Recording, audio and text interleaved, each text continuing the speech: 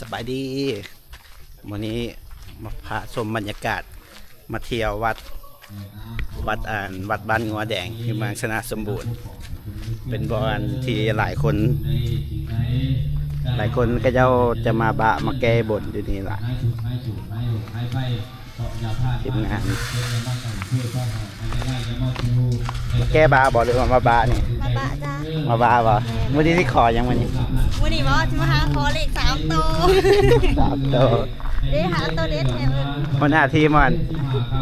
19เด้อเพิ่นบอกกันเด้อ19เด้อมาให้หยังมื้อนี้มาให้หยังมาให้หยังมื้อนี้มาพาหมูมาบาบ่อันนี้เป็นบรรยากาศภายในวัดบ้านงัวแดงตาดุ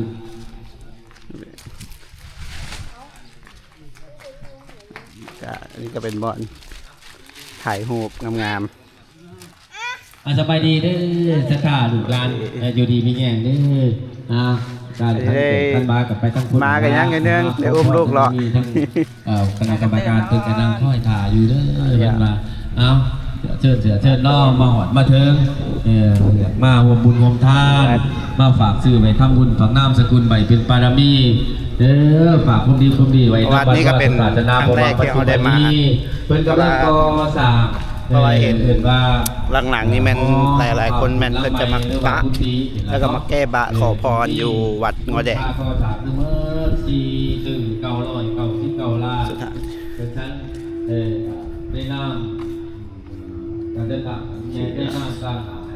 เจ้าบาท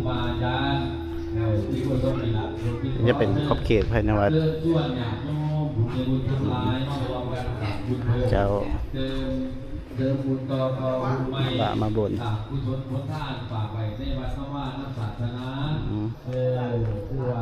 วัดบ้านงัวแดง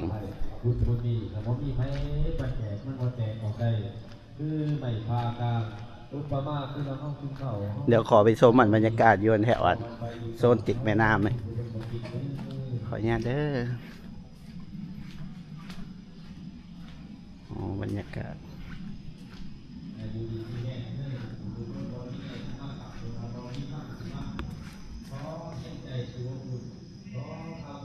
บรรยากาศแม่น้ำ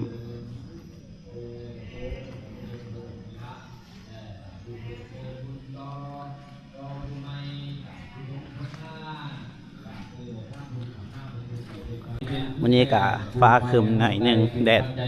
โอเคมีแดดปานใด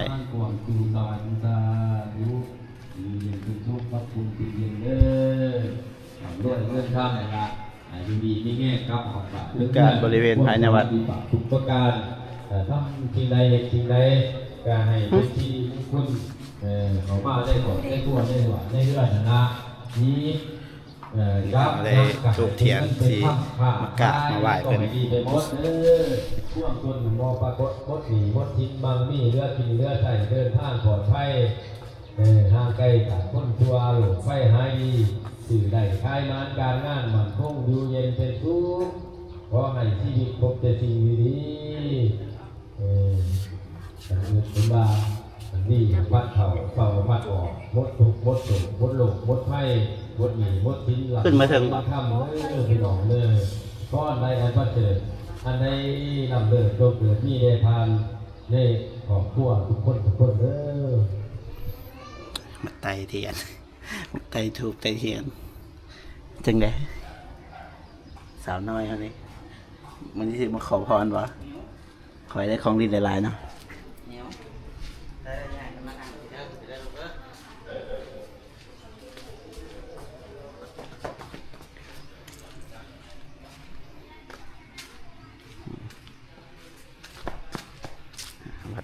บ้านงัวแดง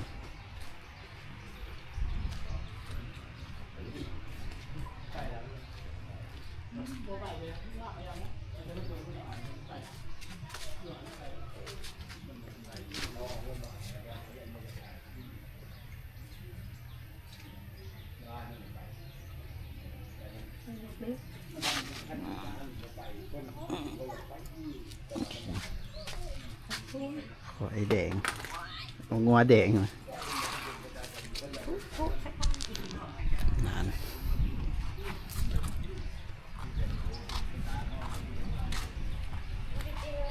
ส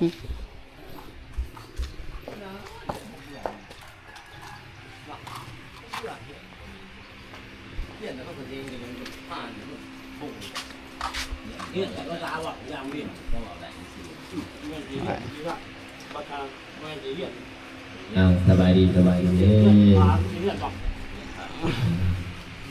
ขอมีความสุขความเจริญมาทำบุญทำทานมาฝากซื้อไปทำบุญผลนำบุญไปเป็นปาราดีเด้ซื้อยะน้อซื้อเด้อ บุญประสงค์ พ่อบ่ดูแม่ พ่อออกบุญประสงค์ ประสงค์ไง แล้วก็ไม่ออก ปาวินา ปาวีนา